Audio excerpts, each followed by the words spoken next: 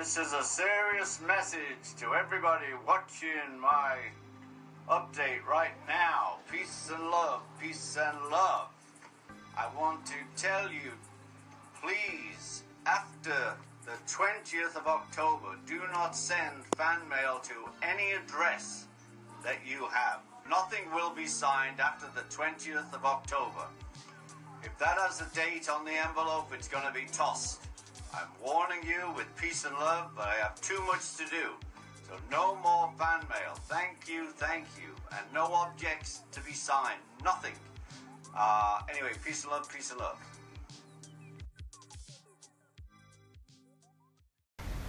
Well, this podcast is entirely entertaining.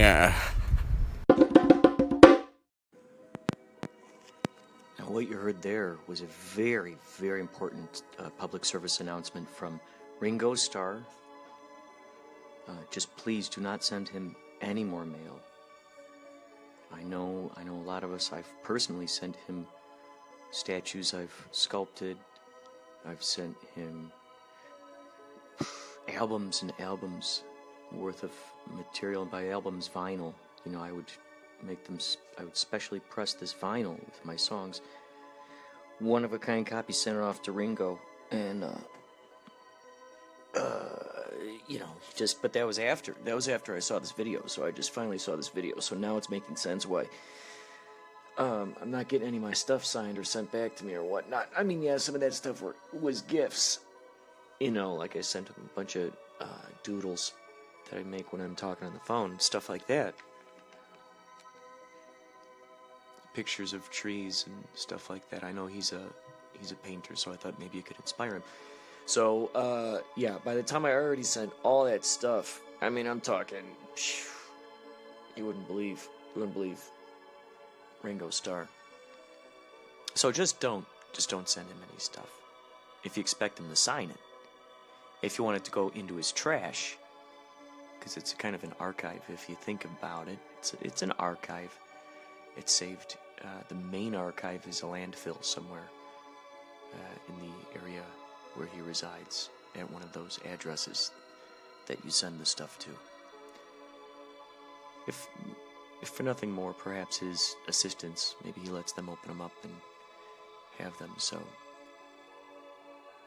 that in itself would be fun, just to say my stuff ended up in Ringo Starr's garbage. So that was Ringo Starr. We also heard a very nice endorsement from Forgotten Tales. You also heard that. I'd also like to mention, this right here is, as of the time I'm creating this is May 26th, 2018. Yeah, by the way, you're listening to Inspirado Projecto. I'm your host, CEC, and you will hear lots of varietals. June 3rd is the next Yachtley Crew shindig, if you'd like to call it that. Some call it Yacht Rock Party, others call it Time Travel Dream Cruise through the 70s and 80s love song classics. Everyone's got their own sort of ship rock. Some folks show up and get ship-faced, dancing a ship rock, ship rock. So this will be at Cronies Sports Grill out there in Simi Valley, summer kickoff party. Now I've heard that there are a lot of UFO sightings, perhaps even UFO sightings out there in Simi Valley. So if it all goes well, we'll have a UFO sighting, just like what happened at that Jimi Hendrix concert out there in Hawaii on the volcano. UFO sighting. They saw it, stopped, watched the show, and then flew off. All these witnesses saw it, so ideally that thing will happen with Yachtley Crew. So, without further ado, I know a lot of you have heard me talk about Yachtley Crew. Yet perhaps maybe you haven't investigated any of the videos or heard any of what Yachtley Crew is capable of. So, here is Yachtley Crew live at Viper Room. And I'd like to see, I know I left notes on this thing. I know I left notes on this thing. Oh, yes, here we go. Yachtley Crew performs Fooled Around and Fell in Love by Elvin Bishop at the Viper Room on Sunset Strip, 6/23/2017. So that was almost a year ago. Yachtley Crew's been together for a little over a year and a half, maybe at this point. A lot of steam moving. So, here we go. I'm going to attach it on here for you. And by the way, that show was sold out. If you look on YouTube, Yachtley Crew, sold out Viper Room, Yikes McFikeys. You'll see how long that line was. Here we go. We've all been in this situation before. Well, we're just doing our thing, we're running our game. And then we meet somebody that we weren't expecting to meet. I know you guys in the booth know what I'm talking about. You're fooling around, you know what I mean? And then you fell in love.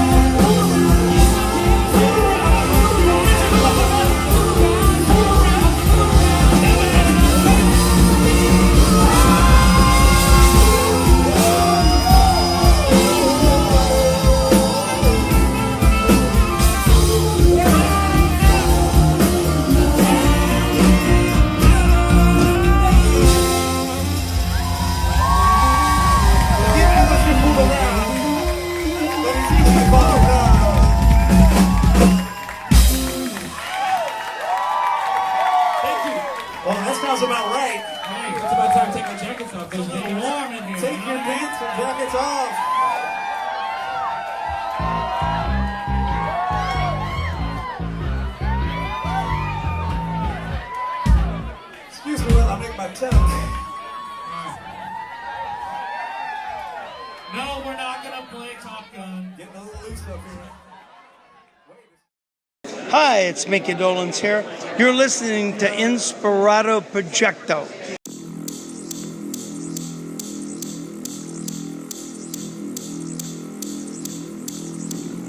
Classroom, or in old language, a couple thousand years ago, disciples. Those who are trying to prepare themselves for entry into the evolutionary level above human, synonymous with the kingdom of God, the kingdom of heaven.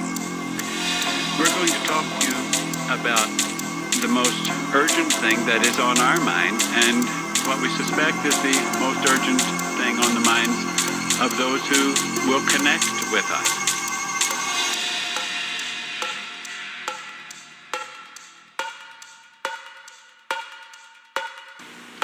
We'll title this tape Planet Earth About to be Recycled.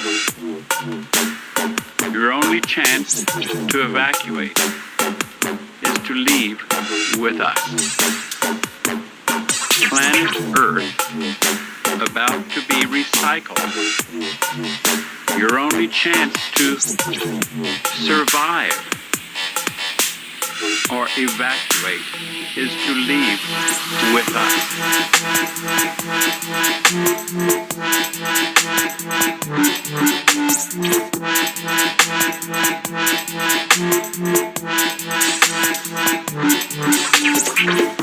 Now, that's a pretty major statement, pretty bold in terms of religion, in terms of anybody's intelligent thinking. To most people who would consider themselves intelligent beings, they'd say, well, that's absurd. What's all this doomsday stuff?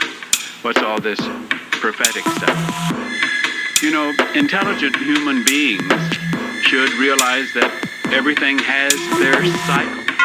They have their season. They have their beginning.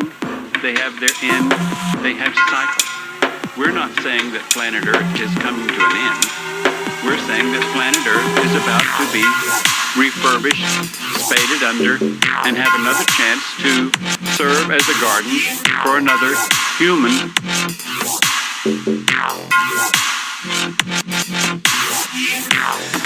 Now, the reason this is such an interesting time is not only because we're on the threshold of the end of this civilization, because it's about to be recycled, but because of where that finds us, where that finds you, where that finds those who would judge us, how we would speak of them and how they would speak of us. Now you keep saying us. Who do you think you are? Well, I, in all honesty, must acknowledge my father. My father is not a human father. My father is a member of the evolutionary level above human, the kingdom of God, the kingdom of heaven.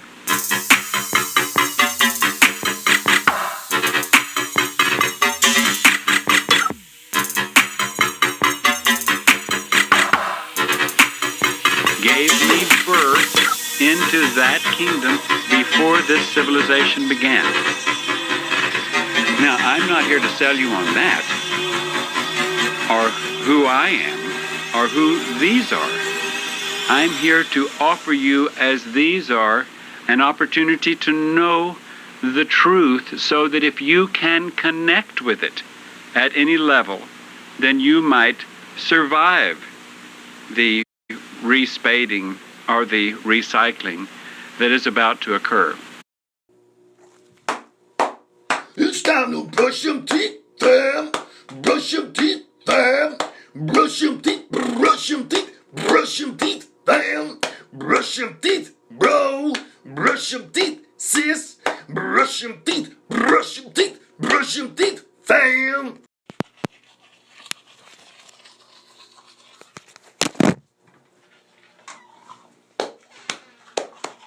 Brush them teeth, fam. Brush them teeth, fam.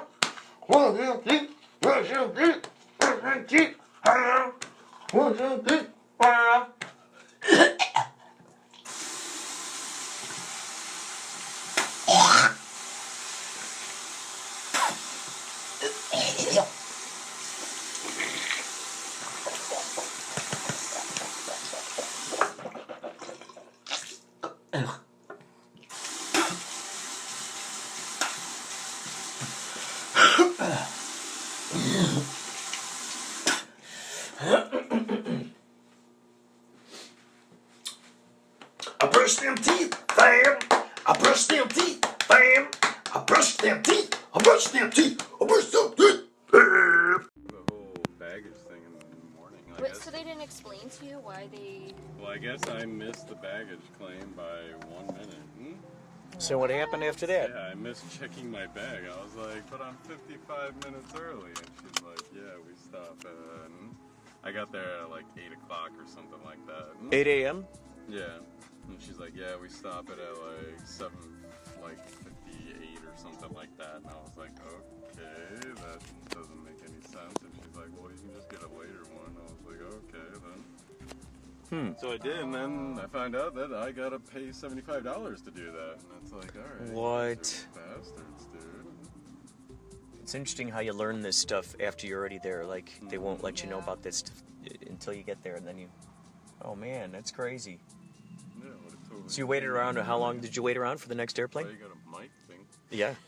How long did you wait around? Are you interviewing me? Yes. right now? How long did you wait around I for like till the next long airplane? Walks on the beach. And...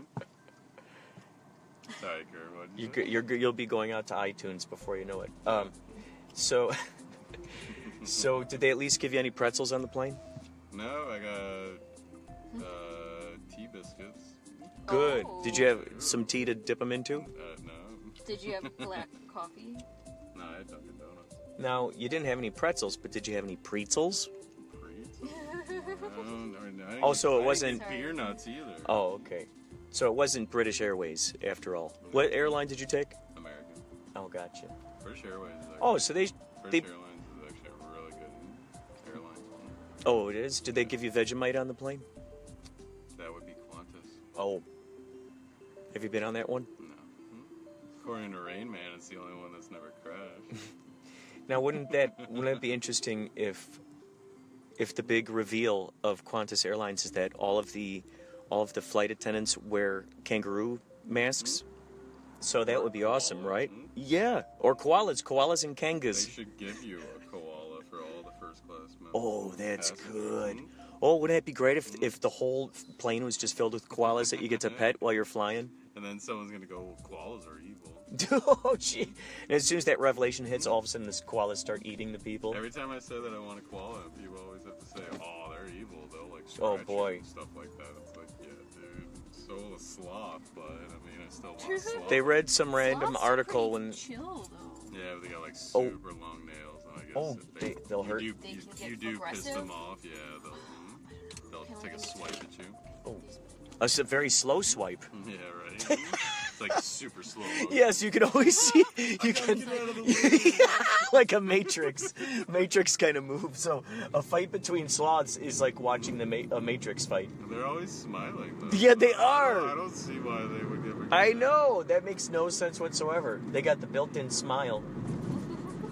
I guess they're like the ones that are in the wild are all like they're almost like a green hue because they need this algae that goes on their fur. Oh, and they roll around in the algae like a pig in mud. No, it just grows on them. You The know, algae they all- grows on them? Yeah, because it just whatchamacallit, they live in the trees or something like that. So just the algae like kind of just grows on their fur and protects them. So they're like part animal, part plant. The first plant-animal hybrid that I've ever heard. It's part of like a I don't know what they were saying, like almost like a camouflage. You know what I mean? So like people can't find them. But I saw a video of them like trying to catch her and like or capture like them and shit, you know. And they're like bastards about it. They'll like shoot them with a tranq dart, and they're like high up in the tree, and so they just fall. From Oh, the trees God. And shit like that, you know. So they bring don't wanna them to hear the- that. So wait, so do these sloths move faster when they're being chased? No. So they move just as slow from 1 minute to the next, no matter what is going on. They're doing it just for tourists, you know, like 'cause they sell them to like those like zoos, you know. They're like, oh, put a sloth on you. Well, no, what I'm curious about is with sloths, like, do you think they're just slow, like, just all the time and no matter what they're doing? Mm-hmm. That is interesting. Like a turtle. The turtle of the trees. Ew. turtle of the trees. I think we've just discovered something very important here, is that sloths are indeed the turtles of the trees. Well, I did find out that turtles only know a mile radius of their home. And they, like, memorize it like an elephant almost, you know? And so if you move a turtle, like, from its home or that mile radius, they'll spend a lifetime trying to find that again. Oh my gosh, so then their whole motivation from that point forward is to try to find home. So all those times that, like, you know, I don't know if you guys ever did that when you were a kid, you know, the little turtles with the little red stripe on their head and stuff like that, you know? We would catch Get them out of the turtles. pond, you know, and, like, capture them. Mm-hmm. So they're always just trying to get back home. Yeah, they're always trying to, like, get back to that mile radius. Aww. So do they have like an So they're almost living in a life of chaos, you know? 'Cause like, where's my home? It's, you know, almost like OCD. so they've lost Is the that map, what their like voice would the be like too? They would be. Where's my home? If it was the stoner turtle and finding home? Anyone help me find my home? Where did it go? Lost my way again. What am I playing? What am I playing? The Legend of Zelda? Am I in the Lost Forest again? I lost my radius. I gone and lost my radius again. While we're at it, where are my car keys? Sure would like to have some bubble gum. Where is that? I want. At work, there was a giant, like, prehistoric looking snapping turtle that, like, found its way, like, in the middle of the road.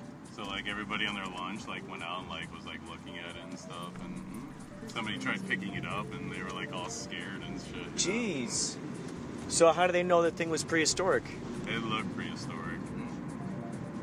Like it had seen the birth of the T-Rex? It was from the Paleolithic era. Well, that'd be interesting if that actual tortoise or turtle, like, was the very first turtle to ever witness the birth of the very first ever T-Rex. That'd be interesting. And just nobody had any idea about that. It probably was, like, super old, though, because it was huge. How many times throughout its life do you think people try to ride on its back? 4. Was it a big one? Yeah, it was like that. Like a Galapagos Island turtle? Not like Galapagos. Oh, size of a schnauzer. The shell was about A ruler. So, I bet you if there are kids around, they'd probably put their G.I. Joe guys on its back.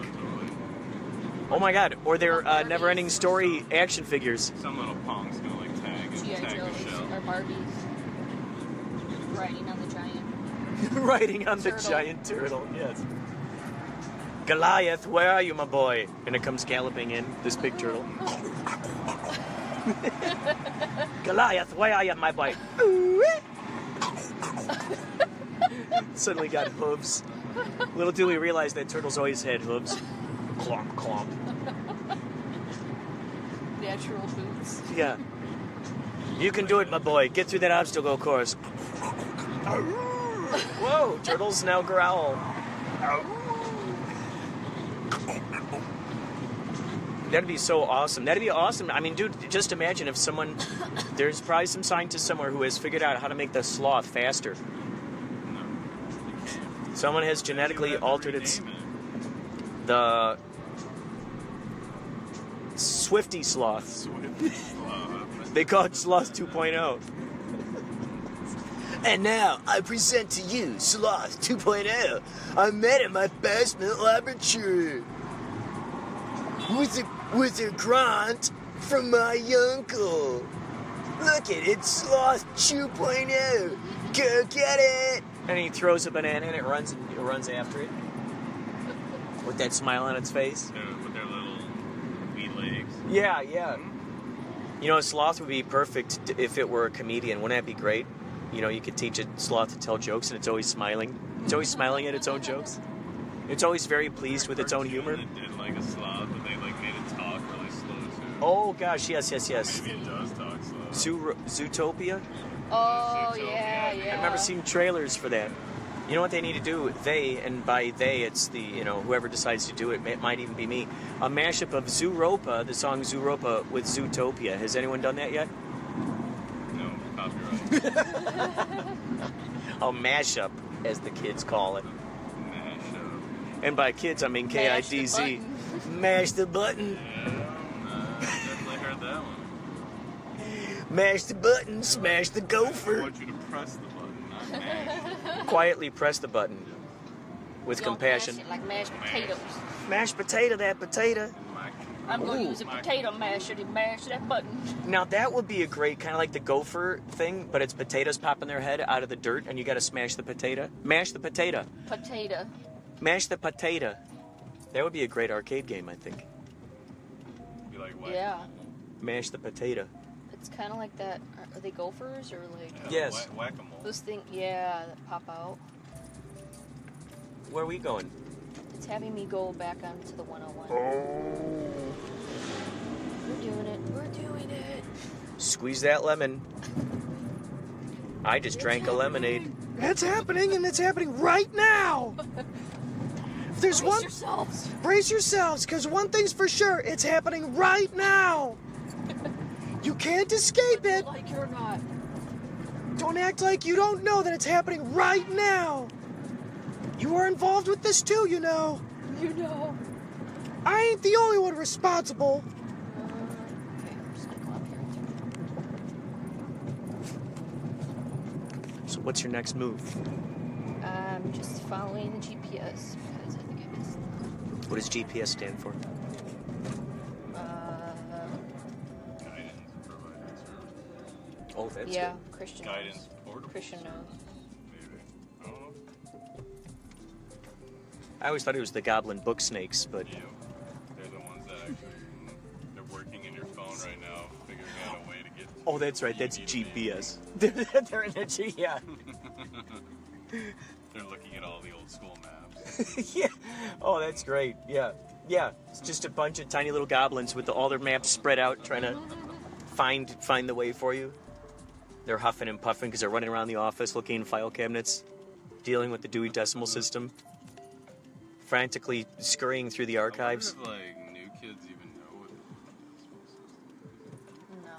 You know, I think it's time. I've frequently thought about this, doing a biopic or a biopic, as the kid calls it, of Dewey and inventing his decimal system.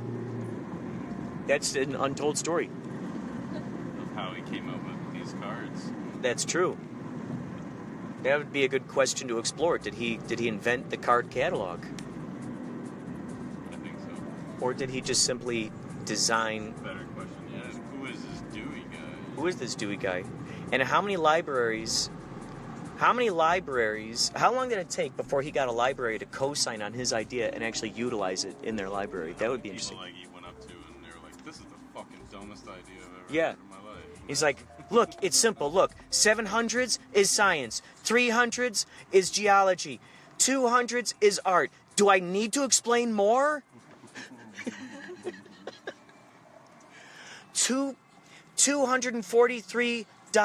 243.316. That is obviously Vincent van Gogh. Do you get it or not? It's simple. You gotta go down aisle 2. 733.1156. Autobiography of Abraham Lincoln. Don't you understand, people, how simple this can be? That's the untold story. He also deserves, that would make a good play, I think, too. Where you see a wall, I'm imagining like a wall, kind of like a Terry Gilliam film, where you see this wall of files, and he's explaining to this librarian, it's almost like an orchestra. You know, he's like, 500s are the oceans, right there, right there, right there. 501 is a rattlesnake, right there.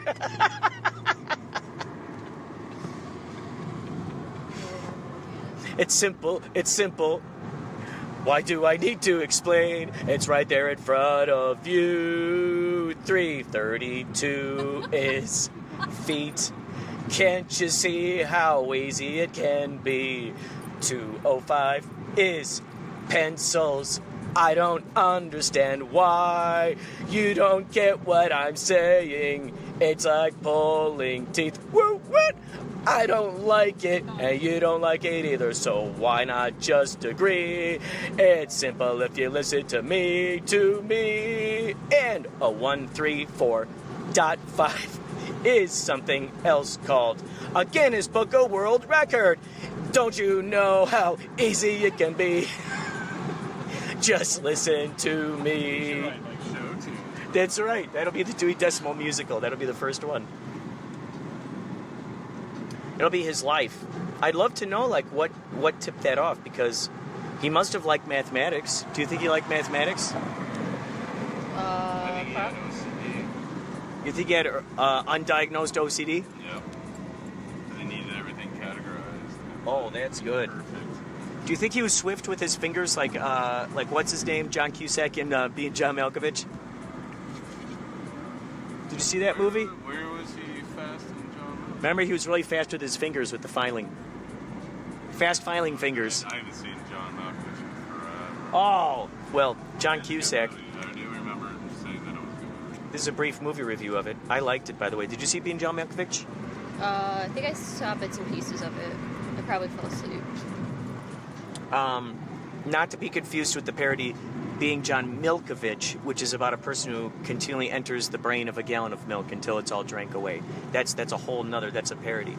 But in this Being John Malkovich movie, it's an interesting parallel. They find a portal to John Malkovich's brain. John Cusack, he's working at a company called the I forgot what the name of the company is, but it's the 7.5 floor. Remember that? They have to wedge the elevator, and they all walk like bent over the whole time because it's like so small. So he's filing. He's really good at filing because of his dexterity, because he's a puppeteer. So I think that's why he's like, brrr, brrr, and they're like, wow, you're a great filer. So I imagine you get this scene of the Dewey Decimal movie where you just see close-ups of his fingers, and he's like, brrr. Maybe we can hire the same hand double who did John Cusack. Yeah. Do you know who their agent is? No, I don't. Do you have their phone number? No. If I had an address, would you know how to send a carrier pigeon to them? Possibly. There you go. That's all I knew. That's all I knew.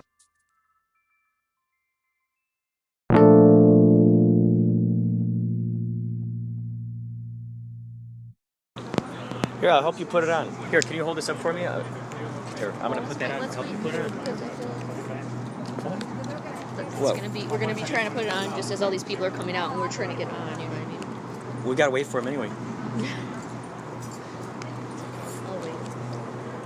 Do you know that right now somebody's watching you? Yeah, Big Brother.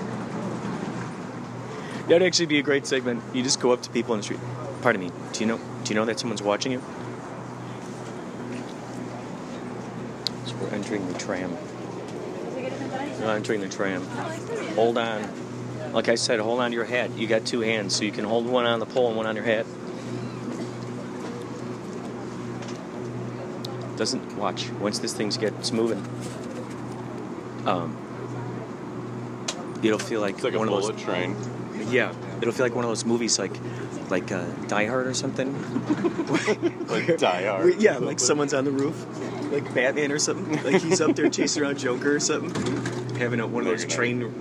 With a Wolverine. Those train chases, like on the Wolverine. Yeah, before you know it, there's going to be a claw snickety its way through the ceiling, and Colossus shows up. So listen to that quietness.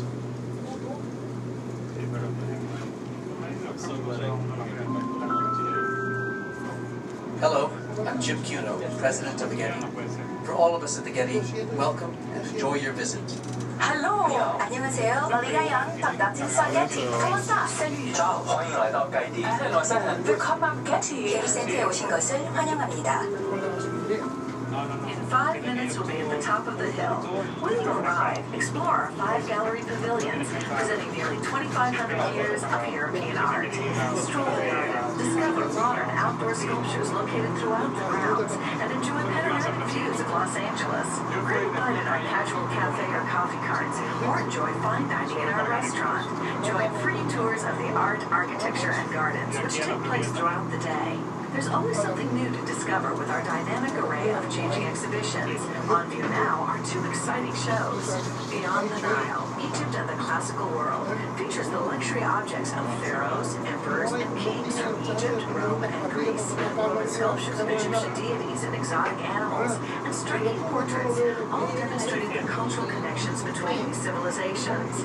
Rembrandt and the Inspiration of India shows how paintings and drawings from Mughal India inspired Rembrandt to draw in a new way. When the tram arrives, take the stairs or the elevator up to the plaza level. Friendly staff and volunteers are ready to help. Information, maps, and advice on what to see first. Enjoy your day with us. Rembrandt, 'cause he totally changed his style. He was very traditional at first, and then after he came back from India, he became more like, twisted, almost a little bit more. Like his stuff became darker, you know. Did he start meditating? I bet you, yeah. And they also have like mushrooms out there that like make you trip balls and shit like that, you know. And when in Rome, I would assume he did some, you know. It's kind of like Alexander the Great. Same thing happened to him. He got lost in India. Like in the shrooms? Well, doing opiates and stuff like that. I mean, and just he fell into this darkness, and that's what, and inevitably, I think that's what like was Alexander's the Great's like downfall. I want to say. That's a piece of history they don't teach in history books. Definitely, I love that part. I love that parts of history. I think that would be an awesome. That's why subject. I love my history of art teacher. She would tell you like things that like, you know, like how Van Gogh, he was addicted to opium, you know, so normal traditional classes aren't going to tell you stuff like that, and knowing that now, you look at his work and you're like, oh, totally. It gives you an interesting lens to look at that through. Starry Nights, dude, he was probably fucked up, you know, he was chasing the dragon. You know? So the sky was moving, and he got to see these sort of plasticky, kind of multi-dimensional. And plus, being able just to play with color, because you know, I mean, you've done acid before, right? Yeah. Sorry, I know you can't say. My fault. Edit that part out. My vitamin C. But if you paint on it, dude, it's just color. I remember I did colored pencils one time, and I did this Tigger that was like meditating all in green. I made them all like green, but I looked at it the next day, and it was just like I almost bled right through the paper because it was just like all the shades of green, just adding color on color on color. You know, it's gonna make everything like move and like kind of, you know. Yeah, it's alive. And you're gonna see like every shade of gray, you know, and shit like that, you know. That's why I like painting on it and drawing on it is awesome. Which definitely, if you look at even I would say like Monet and stuff like that. That was a huge like boom. Opium was huge in like France at that time. Wow, it's so interesting when you can look at it through that lens and look at all the artists at that point once that was a known thing, and then just seeing that way they were were they able near to, that? they broke out of the traditional. You know, they were playing with color. It'd be neat to. We go this way. It'd be neat to. You know, kind of like with the Beatles with Sgt. Pepper's Lonely Hearts Club Band. Yeah, they got lost that in moment, India, didn't they? Yeah, and you see this whole change. It'd be interesting to see what was John Lennon kind of found himself. I think so, and George Harrison too. Yeah. So, like, let's think about like that idea, like you're saying with the opiates during those times. How interesting would that be? It'd be interesting to see the first painting that came after that experience. Mm-hmm. Definitely. To see, okay, what is that one? Well, you can see that even with Van Gogh and Monet because their first paintings are very like structured. They learned it in school, you know what I mean? They're like perfect. Very disciplined, you know? right? Yeah. Trying to be theory and afterwards then they just started just fucking around, you know? Even I don't know. I'm not a big Picasso fan, so I don't even want to give him credit. But even with him, he changed too, though. But I think he was more like daring to be different, you know? Kind of like real Dali. quick, as this is happening, Dali speaking of Dali, as you're saying that, there's this huge, a very tall statue. It's probably 8 feet tall of a naked little child holding a frog upside down. So that seems very Dalinian, right? But is very it art? synchronistic. Well, I guess anything is up to the lens through which it's looked. Especially New Age art, man. Like the one guy that like he cuts animals in half and puts them in like little big boxes of formaldehyde. Oh no! And then he calls it art. Oh no! It's not really art to me, bro. You just cut an animal in half, you know, and like yeah, the inside looks really cool and trippy, but I mean, you didn't really do anything. You just stuck it in a box of formaldehyde. You took credit for something that already was created. Yeah, God created it. Yeah.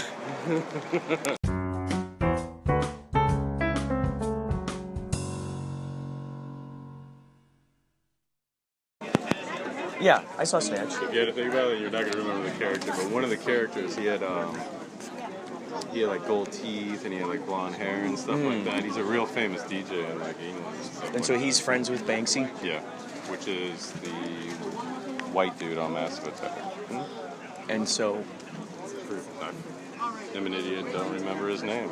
Short-term memory. It's always less important to the people who know a secret identity. It's less important to them than the ones who are trying to keep the secret identity. I think that also it's Massive Attack's huge to the following people that like love their music. You know what I mean? They're not like, you mention Massive Attack to a normal person, they're going to be like, what? I don't know what the hell you're talking about.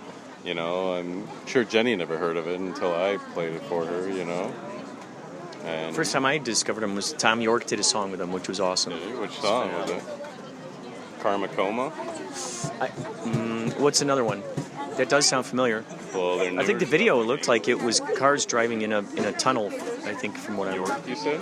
I'll have to look Tom York from Radiohead. Yeah. It might have been that. I don't know. He would totally do one. Yeah, it's definitely is. You know, they're like a melodic. They're trip hop. You know. Mm-hmm. I'm showing my age by saying that. Well, there's a time when LimeWire was out there, and I have to admit I had it downloaded, and I downloaded every Massive Attack album there was. LimeWire? Yes.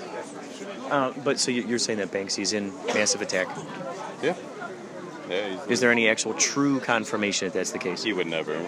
Did the DJ at that all? That would ruin his whole the nostalgia of it. Right. Well, did the DJ ever truly say yes? This is truly it. But the way he said it was totally like, and everybody kind of figured it was because people are like, "Who's Banksy?" You know, they even did a documentary on it. Yeah. Oh yeah, that was great. People Exit gift shop. Noticed that like every one of his pieces, Massive Attack did a show at. You know what I mean? Like the. It was almost like a serial killer giving clues as to what his next thing was, huh? Like Jack the Ripper, but with music and art.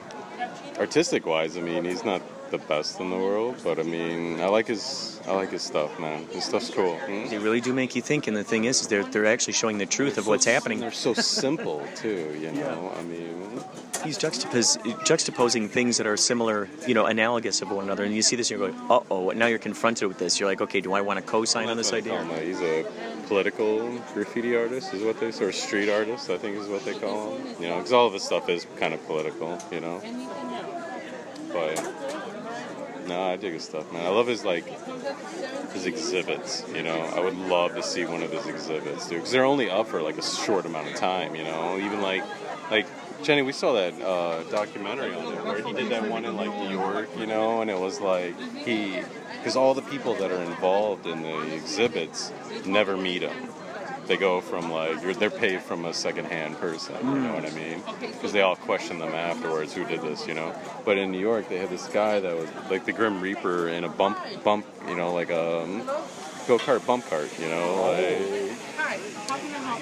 Hold on, I got to record this wild audio. Cappuccinos, Americanos, mochas, that type of drink. Regular. Just regular drip coffee. How many did you say? 3. 3? This size okay or larger? Oh, that's good size. Okay. 3 coffees. Anything else? No, thank you. 1081. 1081 out of 20.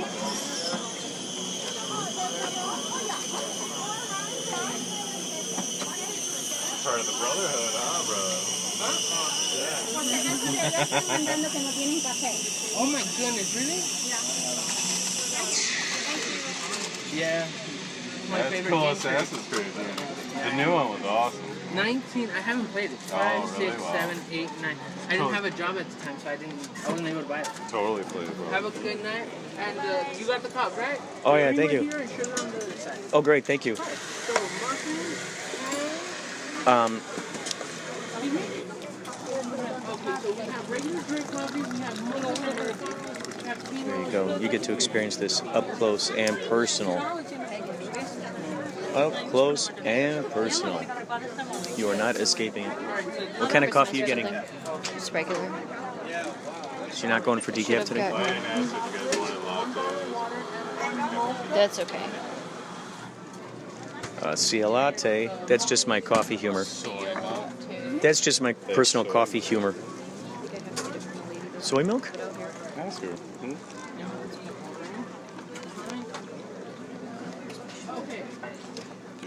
They might have soy milk. Ain't no harm in asking. The rulers, they cut fly wings and put it on the jewels so they'll sparkle. And if you see gold, it's actual real gold blended into the paint. Yeah, because we saw that one as a gold flakes on it. And you'll see in the paintings as well as angels will start to appear. And they're taking it from India. And like what you'll find out later is like there's one or two in these leaves, not at this exhibit, but Raphael's angels are mimicked up in the corner. That's really awesome. It's neat, like little Easter eggs, like little nods to each other. Yeah, well, that's the thing that I liked is like when I went to my master's program, I was studying Mughal and Ottoman, and what I like is when cultures collide and get together, and so how things change and influence. Definitely. And so. And it did big time. Yeah, it's because what it started was like I'm from Texas, and my high school was very eclectic. So when I went to, but we didn't, you get American history and you get like the three major, like British, German, French history, Italy, and Greece. But you barely cover China, you barely cover India, but a lot of my classmates were from there. So when I went to college, like in world history, I studied each of my friends' backgrounds. And that's when I stumbled into this. And I had an ex-boyfriend that was Turkish that ended up being the name of 3 of the sultans. So that's what It sounds like you experienced a lot of cosmic stuff that kind of surrounds this. Huh? Did he ever call you Bebek? No. Isn't that baby in Turkish? But he keeps like the traditional like Hindu faces though. That's right. I was telling, like the almost like blank stares, Right. Like even with like today's. Yeah, Persian may be at the start of the 3/4, but it's definitely like the shading and stuff, and like the backgrounds are starting to like dissipate. And then Shah Jahan and Jahangir would be the epitome of the style, and Shah Jahan is the one who built the Taj Mahal. And so like if his first woman. Yeah, his grandfather Akbar built Humayun's tomb, who's pictured in that image over there, and Akbar's over there. That Humayun's tomb is a red sandstone with white marble semi-structure of the Taj Mahal, but when you realize it's the person, they're right next to each other. You'll know that they're. He did it so it glows and stuff. Yeah, I mean. Supposed to build a black one across the big like thing. Yeah, but they're also thinking that may have just been the shadow. So that's like the whole black part is kind of confusing, but his son overthrew him and was the religious zealot and is the one that India then fell to the British Empire.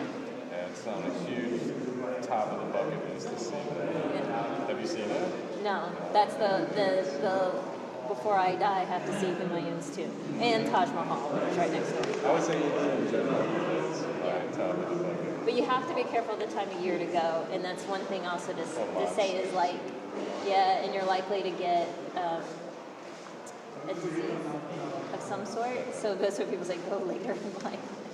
Because even like my old boss, she went to India and got really sick. Yeah, the water. Right, and so you really got in. Like when I studied Indian language as well in undergrad, and the teacher was like, she won't recommend anybody. You gotta make sure you bring a boat to go. And one of my friends was Indian. When he went back, he got really sick with the. I got really sick when I went to South Africa. It totally destroyed me. But like actually, me and my sister. Also, at my grad school, she was in West Africa, and the one time they didn't do the tablet, she got sick.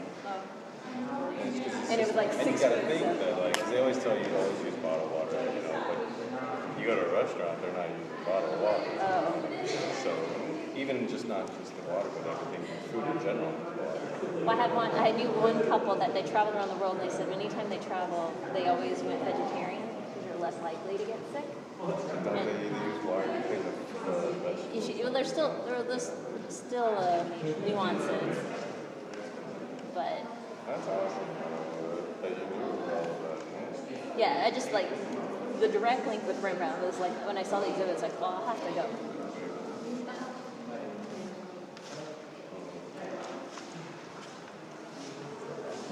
Wow, that is incredible. Yeah. Any chance I get, I Nice don't ever meeting get you. to What's use your it. name? Nice to meet you. Thank you. Like that's it, you know. But So what time is it open till? so we're open until 9 o'clock. We open at 10. So I mean, we just started on Saturdays. We just started doing that, but then on Fridays we're doing it as well. It's like the summer hours that we do. Thank you. And what time do you start in the morning? 10 a.m. Well, as officers, we start at 9:30. Oh, gotcha. Yeah. So I'm here from 9:30 to 9:30. Now, are you a fan of art? I mean, I guess so. Yeah. I mean, but I don't know. Like things. The only one I know is like Van Gogh. That's it. I mean, that's I'm the sure only- by working here, you've learned to appreciate a lot of this Yeah, stuff, right? honestly, Like, whoa, like yeah, a been a great education. Honestly, like seeing things, it like trips me out where it's like, dang, like people are really that talented, or just like I don't know how people come up with things like this. You know? Mhm. Have you ever been to the Villa before? No. Are you But that was the familiar? first one, right? Yeah, And then that this was the became the first second one. That one is crazy. Like that one is actually really cool. It's smaller, right? Way In Malibu, smaller. if I'm not Malibu, mistaken. yes. Yeah, yeah. That was like Mr. Getty's like first. Like that was his house actually. So Oh, so he lived in his own art gallery, basically. yeah. It wasn't like an art gallery at first, but then like after that, like he made it into that. So I always think that one's cool. It's way better than here, just because this one, it's too big, you know. But I don't know. What else I would gotta you check like it to out. know? Okay. So this is what I want to know is, I'm sure there are certain artists that you grew up like reading either an art class or history class or something, and now they come through here. Has that happened before? Where you're like, oh my God, that's that painting I remember from reading about To in be history honest, or something. it's crazy that when I was little, I used to come to field trips here, and that's what trips me out. Cause I like walking through here. It's like, all right, I remember this, but it's like the only ones I honestly remember as a little kid was Van Gogh Mhm. and Picasso.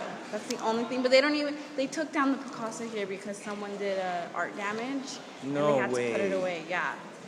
Were you working here when that happened, or before you got No, here? that was way before that I was even here. So Did they cut? I mean, what happens when someone does something like when that? it's an art damage, it depends on how big the art damage is. So say it's a scratch on it, like the curators, or I forgot what the name is, that the people that fix our art. Oh yes, like We have- restoration Yes, artists, there you basically. go, huh? They usually see what they can fix, but I'm guessing like the people that do the art damage, they get a fine for it, and I think they. I mean, this is like something that is like some of these things are made way back in the 1800s, even further back at 1600s. Yeah, you can't even replace any of this. So that's why it's like we're here, because people from like the foreigners, they think that since it's like they think it's fake, so they think they can like touch things. And, Oh, yeah. they think it's fake. Yeah. That's interesting. Yeah, so that's why like if you see like a lot of people like touching it, because they think that in their country it's okay to do that. So Oh. it's weird, yeah. Are there signs that say don't touch the Yeah, art? so I mean, in a museum, it's like you wouldn't want people coming inside your house and touching things, Yeah, right? yeah. So it's like it's pretty like what's the word for it? It's just common sense not to touch things, or like the ropes. People still touch it even if there's ropes, or like the little things. Or if you notice like carefully around the galleries, you'll see like the different colors of the Mhm. wood, and that's pretty much like the boundary line, like to have it. But people don't notice those. Like sort of a psychological Yeah. kind so of. like right here, you can see like the difference. Like this is dark wood. Right. You see how it is. So like pretty much this would be a safe distance from the art right Oh, here. right, yeah. right. But people don't look at that. But every time like I catch someone and be like, look, take a look at this, and then. That's good, because I'm one of those people who gets close to see the details And I would like see because that's why, fascinating, because you it's know. Like, but then people start pointing. Oh, geez, that's- And then it's just like they don't understand when they get offended when I'm like, hey, please don't point, or you're too close, and they're like, why? It's because if say I'm pointing, someone pushes me, my finger goes through the thing, So yeah. it's a lot of things that people don't understand. That but. Has any of this inspired you to make any of your own art?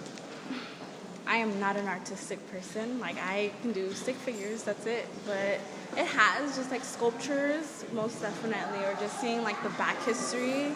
It has like it's crazy. Just being here, and being at the villa, it's opened my eyes a lot with different things, or just like hearing the docents. The docents are the people that walk around and give the tours. It's crazy on how back like the history is, like what the real meaning of these paintings are, or like how they were found, and how much money like the actual Getty spends on it, like crazy stuff. Well, thank you so much, Shirley, right? Shirley, yes. Thank you so much. And what's your official title here? I'm security officer. Oh, very good. Did they give you a taser gun? No, I wish. They just give us a flashlight and that's it. I guess that's all we need to be safe. Yeah, oh yeah, just shine a light in their eyes, okay? Exactly. Yeah. Thank you so much.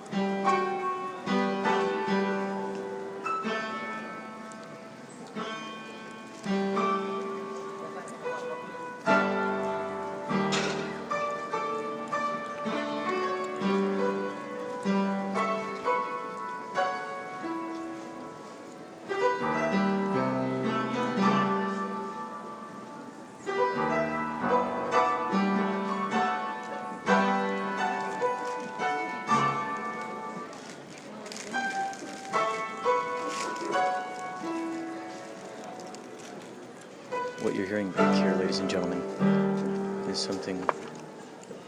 What you're hearing is a player piano. Something heard called pianographs. New music for the player piano inspired by Paper Promises, early American photography.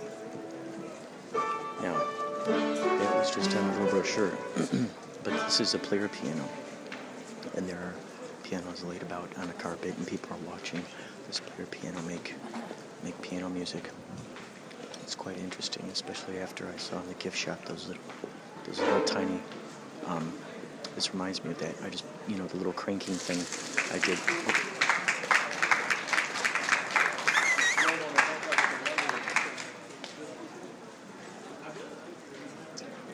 What's neat too is off to the left from where I'm standing, there's a projector screen.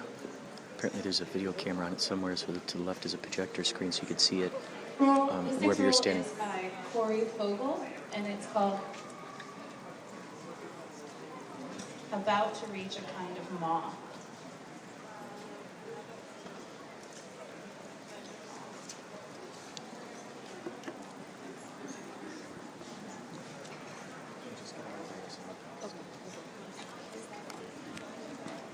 This woman is now pulling down like a typewriter. She's pulling a little sheet, and she's about to hit play. Winding it like a typewriter. The sheet of music is the ribbon of ink. Uh-oh, here we go.